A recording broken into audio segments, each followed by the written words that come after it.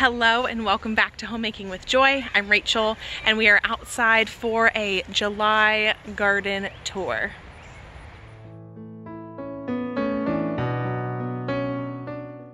The garden has officially reached the jungle stage where things just get kind of gigantic and out of control. I'd love to say I were out here more often taking care of this stuff, but I'm just not. With the season of life that I'm in, having two littles, being pregnant, even like going on vacations and stuff through the summer, I just haven't tended to it all that well, but things are still clearly growing. So let me take you through. Again, it's kind of crazy right now, but things are growing, and so I'm really happy to see that progress despite my lack of care. This is the view of the garden from the back of the house. So I'll take you through, show you everything here. We have, this used to house potatoes. We picked those. And then I have one bed, arched trellis, and another bed. This bed with some trellis, another bed and trellis, and then there's a bed along the back. So let's walk around and I'll show you what we have. The green stalk is pretty much empty. I had great intentions of planting more things in there after the spring, but it just didn't happen. I have flowers here that are working great. Some of them are dead here in the pots, but these are, I just got a pack of pollinator seeds and they've been doing a great job. There's a bee on there right now. I don't know if you can see it. Here he is. Thanks for doing your job, buddy. And so that's been helping pollinate a lot of the things in the garden. I also have gigantic weeds, so there's that. But let's check out this bed. So, oh boy, see if I can get a better angle. I don't know, it's all jungly. So on this side of the flowers, it looks like I may have planted a watermelon seed or something. I'm not entirely sure, I don't remember, I didn't label it, so we'll find out what that is. These are all carrot tops. I've harvested some of the carrots and I think a lot of them could be ready to come out. We just like those for fresh snacking with homemade ranch. This is my cattle panel trellis with some tomatoes on it. Every single year I tell myself I'm gonna prune these better, and I don't. So I came out here the other day and cut off some excess leaves, which helped. I have a lot of little tomatoes growing, which is very exciting. But I also have, so I didn't get the, what are they called? Suckers off. And they created all new plants. So they're just hanging out down here on the landscaping paper. So I have intentions of tying those up sometime, you know, when I have time, which is not frequent. On the other side, there's some lettuce over there, and then more carrots on the other side of here. You can see some carrot tops. But yeah, pretty excited about the tomatoes. On to the next bed, I have more tomatoes growing here. Again, these flower pots did serve their purposes very well with pollinator flowers. Now I have some dead things I need to take out, but you know, in due time. These tomatoes are looking good. Again, jungly, they need tied up and taken care of, but good. Some of them are starting to turn red, like that one. There's one over there starting to turn red. Very excited about these. This gardening year has been really educational for me, not in the sense that I'm learning how to grow new things, but I'm learning what I really want to focus on. Again, with two little boys and pregnant with my third little boy this summer, I have not had a lot of time in the garden. I have had to really prioritize what I'm going to do in my day and what I'm going to do out in the garden. And tomatoes, to me, are one of those things that I really want to get right. Like if I'm only going to grow a couple of things, which will probably happen next summer, I really want to grow tomatoes. They're so versatile. It saves us a lot of money. They're easy to preserve in a bunch of different ways. I plan to make pasta sauce and pizza sauce and salsa, things of that nature, and we use those all the time. And so having a bountiful tomato harvest is really important to me because there are more tomatoes over there. I think I planted at least 20 plants in this little garden, which is pretty cool. And then I have some other things that are just like, I tried them, or I felt like I should plant a lot of different things to have a successful garden. And I'm starting to learn that doesn't necessarily need to be the case. If I can focus on a couple main items like tomatoes, then I can make that worth my while. So tell me, are tomatoes one of your main crops? What do you like to focus on? What makes your garden worth it? For me, it's the tomatoes. Coming over to this end, I'm laughing because clearly I never got back to the landscaping paper. I have it and I have pins, I have everything. I just, again, not out in the garden very much. Look at this massive zucchini plant.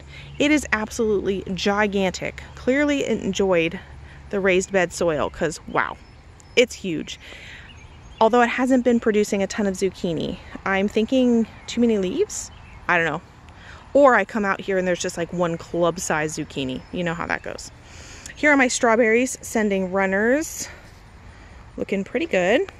I've been pinching off the actual strawberries to encourage plant growth, so hopefully we'll have a bountiful harvest next summer. This is the view from the other side of this giant zucchini plant. I do see one zucchini that's ready to pick down here, and I should pick that before it gets gigantic. So there used to be a watermelon plant growing on this end of the bed, but I'm pretty sure this choked it out, so I'll have to investigate and see what that's about. Again, someday there will be landscaping paper here, but duty calls. Got to be a mom and a wife and feed the people. So these are bush beans that I've been picking. These are some carrots, more bush beans, more carrots, more bush beans. I did kind of a succession planting here. Oh, the other side of that tomato trellis, it doesn't really have anything in the bed. It's just tomatoes spilling over, and that's okay, no problem. Here on my arch trellis, I have more tomatoes growing. See if I can get a better shot here. I do all paste style tomatoes, and because my main goal is sauce and things like that. My family doesn't really eat slicer tomatoes, so I just do paste style. And fun fact, I must have pruned something and put it down here because I have a tomato plant growing out of the ground next to my landscaping paper. I planted pollinator flowers along in here. I didn't realize they'd get so big, so they're like all over the place, but the bees really do love them, and the good kind of bees. Ooh, these are Amish paste tomatoes, I believe, and these are San Marzano. They're looking pretty good. They do need help trellising, but they're making tomatoes, which is what I want. On this side of the arch trellis, again, there are those tomatoes. This is kind of jungly because of the flowers that I planted. I had no idea they'd get so big. And then this is a cantaloupe plant, which is spilling all over the place. I can show you better from the other side. These posts are holding pole beans, pole green beans. I haven't tried pole beans before. I think it's so cool how they climb up all by themselves. Like, that is amazing. It just wraps itself around this pole here and goes right up. But can you see the bug damage? The bugs have really been enjoying eating these. So I haven't looked for any beans yet, but I should probably do that soon. I just think they're super fun to watch, even if I don't get any beans. It was a good experience to try that instead of just the bush beans. Here is the cantaloupe plant that I was pointing out. It's spilling over into this walkway, spilling into this walkway, which is perfect. I want it to just vine and create as many cantaloupe as it will. These containers held my potatoes. We harvested those the other day, and it was a total bust. So I've seen lots of gardeners put potatoes in pots, and I followed the MI Gardener tutorial. I thought I did everything correctly. I planted 10 seed potatoes in these containers, and I got 4 potatoes out of it. 4 very small potatoes. So if you know what went wrong, please let me know in the comments. My husband, when he was pulling them out, because I needed a task for my kids, so my kids and my husband started digging for potatoes. He said the soil was very compact, so maybe they didn't have enough like breathing room, but wouldn't the ground soil get compacted too? I don't really know why that would affect it, but that was a bummer. I had really big plants growing out the top. They went to seed, they started to like wilt and die, which, you know, told me that they were ready to harvest, but it was pretty much just a big root ball and then 4 tiny potatoes. So that was kind of a bummer. And again, if you know what happened, please let me know so I can fix it possibly for next year. But that's kind of a tour. I mostly just have jungly tomatoes and some beans that need picked and carrots that will need to be pulled. Thankfully, the carrots aren't time sensitive. And the beans, I'll get to those at some point. Last but not least, we can't forget this back flower bed. It's chugging along. It's not doing too bad. This is my pumpkin patch. pumpkin plants are absolutely gigantic. This is one or two. I think two plants germinated, but wow, so large. We have lots of male flowers. I actually need to hand pollinate this because we don't have enough bees up here near the house to do all of that for us, but we do have some growing. There's one. I had actually, oh, it might be growing. This looks like cantaloupe. I had a cantaloupe planted in here under this cage because I thought the pumpkins would stay over there, but they took over the whole space. But it looks like that cantaloupe might actually be growing. But this is a pumpkin sitting on top of the cantaloupe cage. So I don't know, it can just do whatever it wants.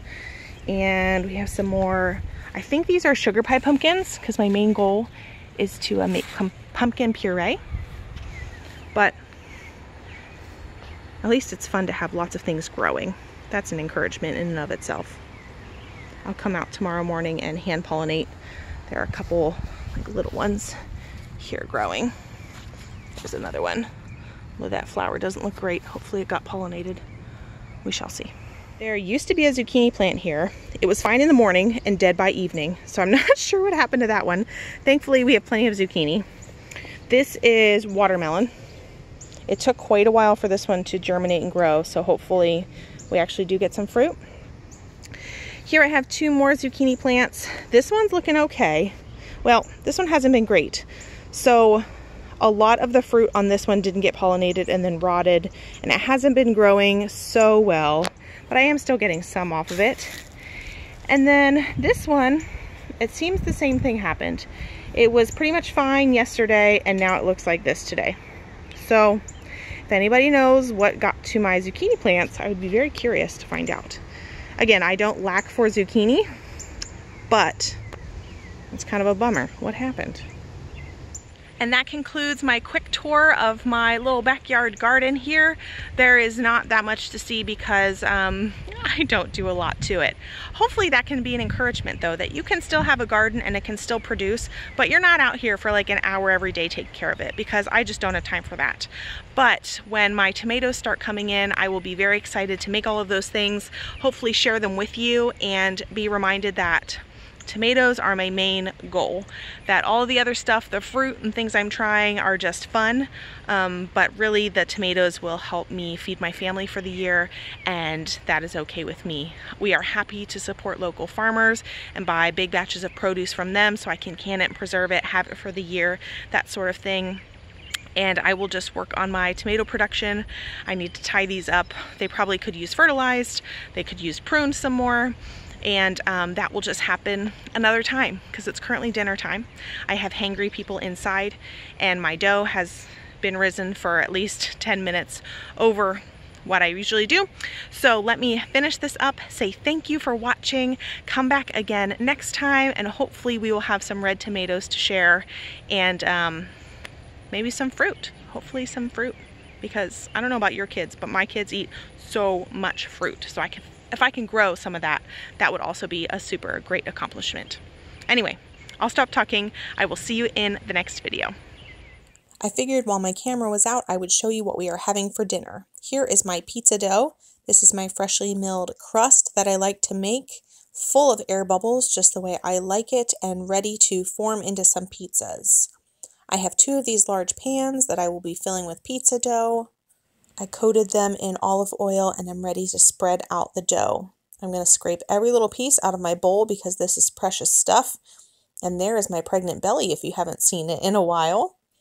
So I have my dough. I'm spreading out the olive oil to make sure everything is evenly coated. It's also nice to have it on my fingers so the dough doesn't stick to me as much. Ideally, this dough would have been slightly stretchier. I did get a couple of holes in it, but this is mostly due to the fact that I didn't knead it long enough, but you know what? It's for my family. I keep blocks of cheese in my freezer because I much prefer to shred it myself. And by shred it, I mean put it in the food processor and push the button. It melts so much better. And here's my pizza sauce. I'm out of home canned pizza sauce, so I blended up some diced tomatoes, some tomato paste. I added garlic powder, onion powder, salt, pepper, and paprika, I think. Oh, and oregano, to make some great homemade pizza sauce to go with my freshly shredded cheese. I also pulled out some sausage that I had in the freezer. This is fully cooked and frozen. It thaws very quickly, and so I'll put that on my husband's pizza. I'm excited to try my pineapple zucchini. This jar had a small crack in the side, you can see on the right, so I needed to use it quickly. Spoiler alert, it was delicious. I pre-bake my crusts, add the sauce, add the toppings. You can see here's a close-up shot of the zucchini pineapple. It hardly looks like zucchini. It's so good. Add the cheese on top, and we are ready to finish baking. I didn't get a final shot of them on the pans because everyone was so hungry and just really wanted to eat. And that included me. It was delicious. It was a little floppy, but filled our bellies.